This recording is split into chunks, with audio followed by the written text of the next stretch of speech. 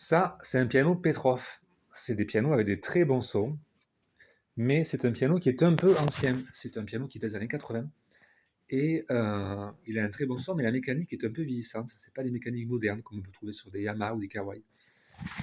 Et la problématique, la différence qu'il y a entre une mécanique moderne et une mécanique ancienne comme ça, ce sont les prolonges. Là, on a ce qu'on appelle des prolonges. C'est ces pièces en bois. Alors, les prolonges, c'est ça. C'est-à-dire qu'il y a le marteau qui est là, qui vient actionner donc qui vient taper sur la corde, c'est ça, qui vient taper sur la corde.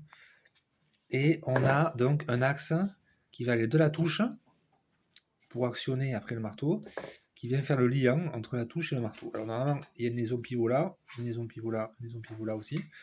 Et donc ça fait 3 pièces mécaniques en mouvement, 3 liaisons pivots, qui sont sensibles à l'humidité, parce que cette pièce peut gonfler suivant les conditions météorologiques, et l'air ambiant de la pièce, le bois gonfle ou se rétracte, et si ça gonfle un peu, ça peut créer des contraintes mécaniques à chaque liaison pivot. Ça fait que les touches vont répondre moins rapidement, vont avoir une moins bonne réactivité, un temps de réponse plus long, et donc ça freine un peu dans le jeu de l'interprète. Moi, en tout cas, ça m'embête. Et ma fille qui fait du piano aussi, Léonie aussi. J'ai 2 filles qui jouent du piano, et on est embêtés de temps en temps parce qu'on n'a plus la même vélocité suivant les conditions climatiques, quoi. Et donc le but, c'est de garder le son du Petrov, parce qu'il a un super son, qu'on ne retrouvera pas avec un autre achat, mais de transformer la mécanique en une mécanique plus moderne. Alors la mécanique moderne, c'est quoi? Voilà, par exemple, là, on a un exemple, on a une touche de piano démontée qui vient d'un Yamaha U3 de notre école de musique. Et au lieu d'avoir, en fait, une prolonge, on a juste un axe fixe, donc il n'y a pas de contrainte. Lui, il est insensible à l'humidité. Et il vient taper sur un action touche plus moderne, vous voyez, en plastique là. Ça, c'est quelque chose que j'avais commandé pour un Kawai pour tester est-ce que ça pourrait être compatible avec ce piano, mais non, c'est pas le cas. Donc, il va falloir que j'invente, c'est-à-dire que je me suis imaginé qu'on allait. Alors, voilà, l'idée c'est que j'ai sorti les prolonges et à la place, j'y mets du liège dessous pour faire un tampon, et après, je vais mettre la touche dessous qui va venir taper dessus. Donc là, maintenant, il n'y a plus de prolonge. Et j'espère peut-être que le liège va créer une espèce de réactivité élastique, hein, puisque c'est un peu élastique hein, le liège, et qu'on va avoir une bonne dynamique au niveau du toucher. Je teste ça. Alors c'est quand même une mission impossible. J'ai un ami facteur de piano à Toulouse qui m'a déconseillé de le faire. Il m'a dit ça peut marcher, mais ça peut ne pas marcher. Donc je vais essayer de faire une opération réversible, parce que c'est pas simple. C'est-à-dire, alors, j'ai commandé, alors, c'est pas moi qui les ai commandés, mais mon ami Walter, justement, à qui je remercie, m'a commandé ces pièces-là, donc il y en a 88 pour chaque touche. Il faut, ça c'est une pièce qui est réglable en fait en hauteur, on peut la visser ou la dévisser, et la tige qui va devoir s'enfoncer dans la touche. Donc il va falloir que je perce chaque touche à la place du tampon là, et que j'y mette ces tiges. Bam. Ça va être un peu compliqué. Et puis, merci à Nolan et à Christophe Viedes qui tiennent une menuiserie ici. Nolan, qui a travaillé pour Christophe, qui m'a confectionné une centaine de pièces comme ça. Ces pièces vont remplacer en fait le tampon, parce que j'ai besoin d'une pièce un peu dure. Ça, c'est un bois un peu dur. Je me souviens plus de l'essence de bois. Je crois que c'est du hêtre. Je crois que c'est du hêtre, c'est ça. Donc il va falloir que je perce chaque pièce en bois pour y mettre les tiges dedans. Et ces pièces, il faut que je les colle. C'est pour ça que j'ai pris plein de serres, joints là. Je les colle à chaque touche de bois. Donc, opération complexe. Autre étape, il me faut sortir tous les feutres maintenant des touches. Les 88 feutres des touches. Alors j'ai fait un exemple à gauche et à droite. Merci vraiment à Nolan parce que la pièce est parfaite. Elle s'assemble parfaitement. J'imagine que ça a dû être très compliqué pour lui, après il me l'a dit, il me l'a avoué, de les tailler une par une. 88 pièces, même 100 en fait, parce qu'il y a un peu de rame. Voilà, prochaine étape, c'est ça. Je sors tout le clavier, je ne mélange pas les touches sinon je suis foutu, et je sors tous les feutres. Et à la place des feutres, donc je mets cette pièce de bois collée. Elle est collée. Elle a colle à bois et j'ai toutes les pièces de bois ici. Voilà. Allez, c'est parti. Petit problème technique que j'avais mal évalué, qui s'avère plus compliqué que prévu. Il s'agit de visser ces capuchons sur cette tige, il y en a environ une centaine. Il m'en faut 88, mais un peu de rab, je pense qu'il y en a une centaine en tout.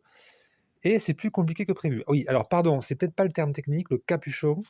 Il y a des gens qui vont peut-être crier au blasphème, je m'en excuse d'avance. Mais enfin, le problème reste le même. J'ai quand même ces capuchons vissés sur ces tiges. Et j'en ai pour un petit moment. Étau et pince. Allez, c'est parti. Bon voilà, ça m'aura pris environ 2 heures pour les faire tous. Bon, 2 heures avec quelques pauses café et quelques pauses poirier sur le canapé, qui me permet de me détendre. Voilà. Bon, en fait, il y a plus de tiges. C'est toujours bien d'avoir de rab. Et j'ai pas compté combien j'en ai, j'espère en avoir 88. Je pense normalement même en avoir plus. Je pense que le gars m'avait dit qu'il y en avait une centaine. Alors la prochaine étape, je sais pas ce que c'est, je vais voir ça. Je pense que l'histoire, ça va être certainement de tester avec les 2 touches extrêmes à l'extrémité, dans les graves et dans les aigus, et de faire un trait pour savoir où visser. Allez, je continue. Alors, autre travail minutieux, en effet, la pose des cales en bois. Les cales en bois à la place des feutres. C'est-à-dire qu'autrefois, il y avait ça. Il y avait des feutres que je sors et que je mets dans une boîte ici. Là. Voilà. Et à la place de ces feutres qui servaient... alors ça servait... On avait... en effet, on avait la prolonge qui venait s'appuyer sur le feutre. Maintenant, on n'a plus besoin de ça, puisque le modèle c'est ça. Ça vient d'une pièce d'un Yamaha U3 en fait. Je m'en sers comme modèle. Donc, il n'y a pas de feutre. Il n'y a pas de feutre, et à la place, c'est une pièce en bois. Et après, on visse dedans, donc on la tige avec le capuchon. Alors non, pardon, on ne visse pas en fait. On le rentre en force en fait. Il faut un trou à la perceuse et on le rentre en force. Donc, il faut que je fasse ça. Alors, c'est pas les mêmes hauteurs hein, de cales, mais là, j'ai pris les cales que m'ont fait donc Christophe et Nolan. Et je les colle. Alors, je les colle, voilà. Avec des serre-joints. Toutes les cales, elles sont là. Vraiment, je félicite encore Nolan parce que les cales, elles sont parfaites. Elles sont toutes à la même dimension. C'est un travail de précision incroyable. C'est même poncé, j'ai l'impression, parce que c'est vraiment la finition est parfaite, quoi. Et alors quand je les mets, il y a un exemple là. Voilà, quand je le mets, en fait, ça rentre parfaitement dans le placement du feutre. Voilà. Bon, allez, je continue ça. Et quand j'aurai fait le tableau, après, je pourrai m'attaquer peut-être à sortir les prolonges. Parce que là, il y a la mécanique. Il faut que je sorte toutes les prolonges maintenant. Parce que ça va être remplacé donc par les tiges.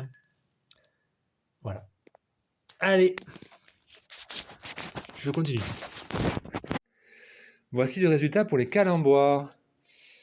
C'est terminé, j'ai mis toutes les cales en bois sur les 88 touches. Donc j'ai sorti les feutres et à la place j'ai mis la cale. Alors la cale est parfaite. Merci Nolan, vraiment, aussi Christophe. Mais je sais que c'est Nolan qui les a taillées une par une. Mais c'est vraiment un travail de précision parce qu'on dirait que c'est vraiment fait pour quoi. C'est-à-dire qu'il n'y a pas trop de. Il n'y a pas de débord, ça dépasse pas.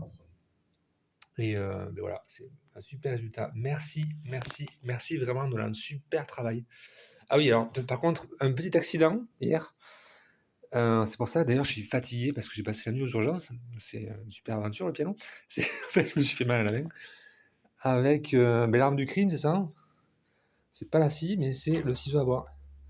En fait, en sortant justement, mais en sortant les feutres au ciseau à bois, j'avais la touche dans la main, le ciseau à bois comme ça, et je me suis planté le ciseau à bois dans la main, là, ici dans la main. Bon, je pense qu'il y a plus de peur que de mal, mais en fait, ils veulent quand même vérifier la main, parce qu'il paraît que la main c'est traître. On peut s'abîmer un tendon et ne voir l'handicap que plusieurs semaines après. Donc il faut que je parte à la clinique de la main à Biarritz. Super, l'aventure, piano, super. Hein.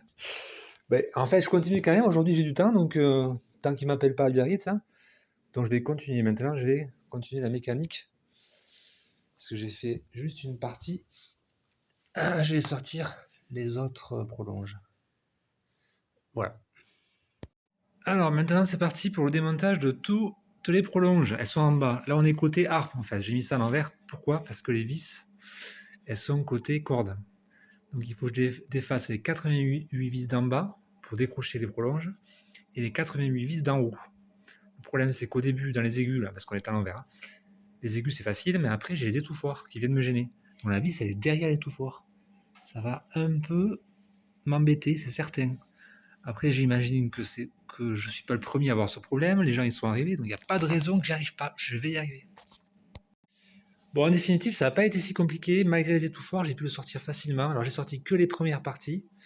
J'ai sorti que la première partie, c'est-à-dire un tiers de la mécanique. Ils sont là, donc les mécaniques sont là. Maintenant, il me faut sortir les prolonges une par une.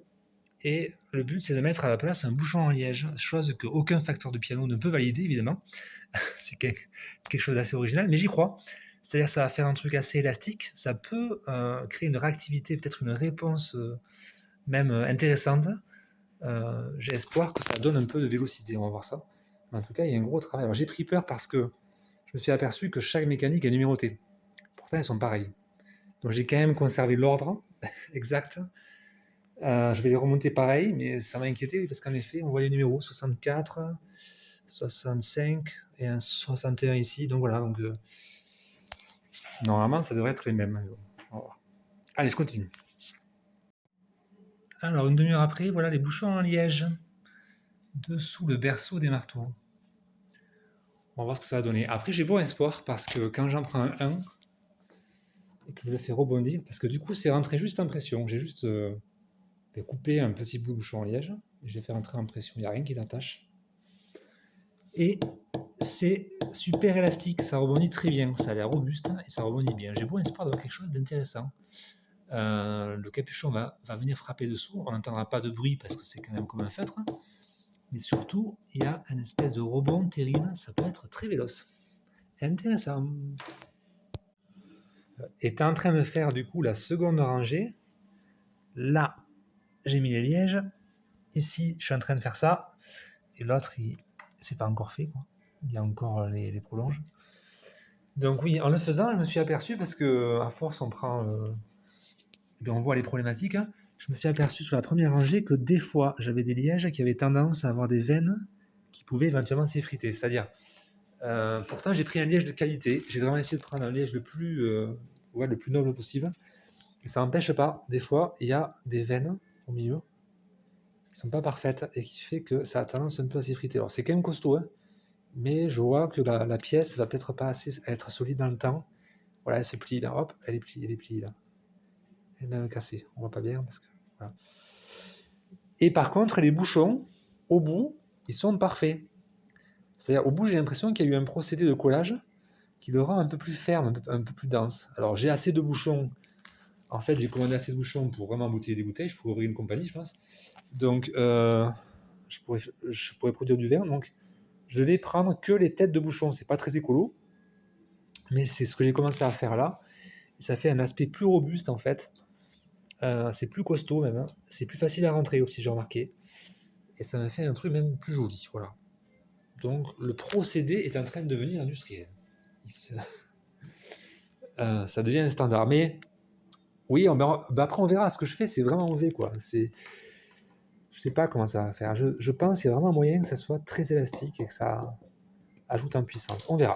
Allez, je continue. Et donc voilà, on n'a que des bouchons de liège dessous. On n'a plus de prolonge. Un piano d'alcoolo en fait. Gesbach en fait. Non mais quelle idée, qu'est-ce que je suis allé faire ça? Qu'est-ce que je suis allé faire ça? Ça veut dire quoi ça? Alors, maintenant le but c'est ça. C'est arrivé, il va falloir mettre les tiges dans chaque touche, dans chaque note, il va falloir que je perce, proprement bien sûr, et ça va rentrer par force. Et la tige doit aller dessous. Alors je pense, à mon avis, quand je regarde là, je sais pas si on voit, non pas bien, il ne faut pas que ça soit complètement dessous, parce que ça va être perpendiculaire, que ce soit un peu derrière. Si c'est un peu derrière, quand ça va se lever, ça va faire la perpendicularität au centre, au milieu. Voilà. Bon, on verra. À mon avis, ça va passer ou ça va casser ce truc. On va voir. Ça marche bien, quand même, le liège tient bien. Ça a l'air intéressant quand même. C'est un truc à tester, c'est sûr, mais je sais pas ce que je suis en train de faire quand même. Ouais. Je continue. Alors ça, c'est la partie qui fait le plus peur. Parce que c'est le premier trou, forcément, il y en a forcément un premier. Donc on a la touche, et là je vais faire un trou pour serrer après par force la tige. Merci d'ailleurs à Romain Drouet pour la perceuse à colonne, parce que sans ça, je pourrais pas avoir une précision correcte, quoi. Donc là, normalement, j'ai tout ce qu'il faut. Il n'y a plus qu'à. On a enfin les premières notes. Alors pour l'instant, j'ai fait que les extrémités. Alors je vais faire en 3 phases. Parce que cette partie et cette partie, les aigus, les moyens, les médiums et les graves, ont l'air d'avoir un alignement un peu différent. Au début, je voulais faire un seul trait, c'est-à-dire faire que les deux notes extrêmes, la plus grave et la plus aiguë, et faire un gros trait au milieu, et puis suivre le trait pour percer partout. Mais finalement, je vois que c'est pas tout à fait aligné entre les médiums et les graves, ou les médiums et les aigus. Donc ce que je vais faire plutôt, c'est ce que je suis en train de faire, j'ai fait les deux extrémités d'une phalange, et j'ai tracé un trait au milieu. Et maintenant, il faut que je perce partout, et que je mette les tiges par force. Alors la tige, elle rentre très bien. Par contre, ce qui va être long, ce sont les réglages. Il faut qu'elle soit vraiment où il faut dessus. Pareil pour celle-là, c'était encore plus compliqué à régler.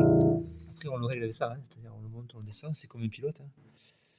Hein. Mais ouais, c'est un peu compliqué. Bon, allez, je vais faire le reste. Alors, comme prévu, j'ai fait par étapes, c'est-à-dire d'abord les graves, par phalange, là, puis après les milieux, c'était le médium, et maintenant il me reste les aigus à faire. Donc à chaque fois, j'ai fait un trait, je ne sais pas si vous voyez, un trait de là jusqu'à droite, parce que c'est pas tout à fait d'équerre avec les autres.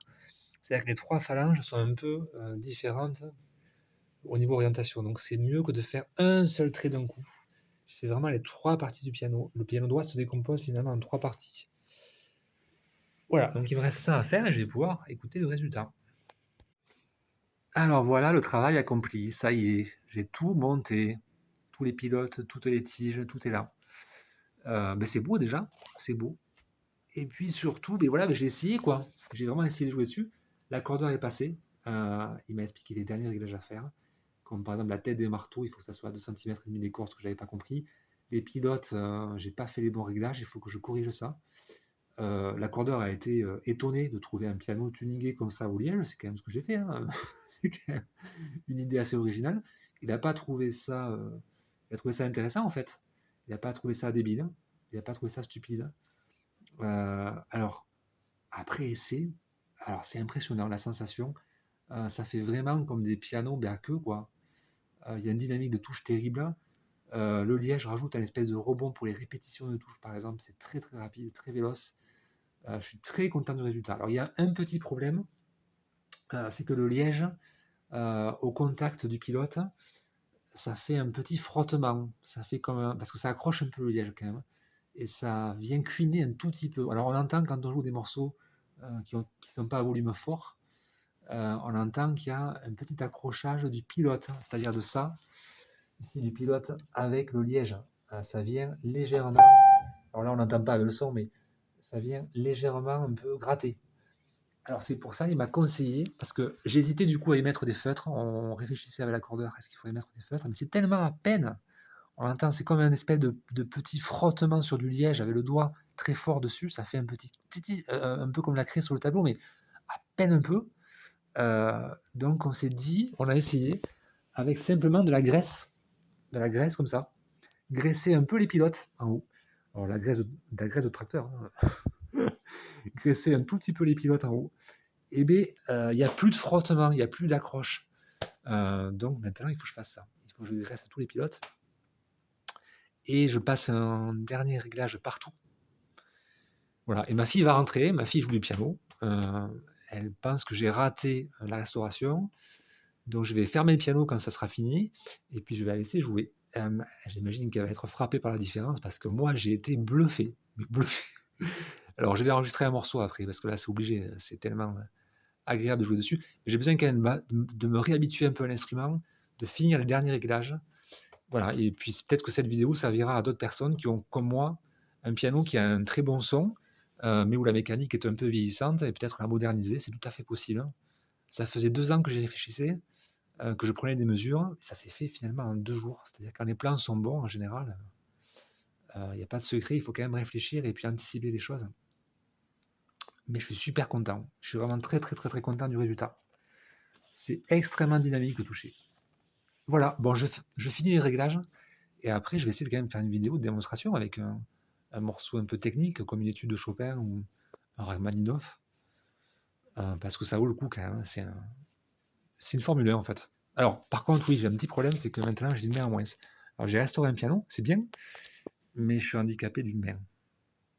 Je vais essayer quand même d'enregistrer un truc parce que je suis tellement content du résultat, il faut vraiment que j'en garde un souvenir, quoi. Voilà. La graisse de tracteur, ça marche. Regardez, je vous montre. La problématique, c'est ce petit grincement là. Quand le pilote est sur le liège, ça fait un petit bruit comme ça. Ça frotte, ça fait un petit bruit de grincement.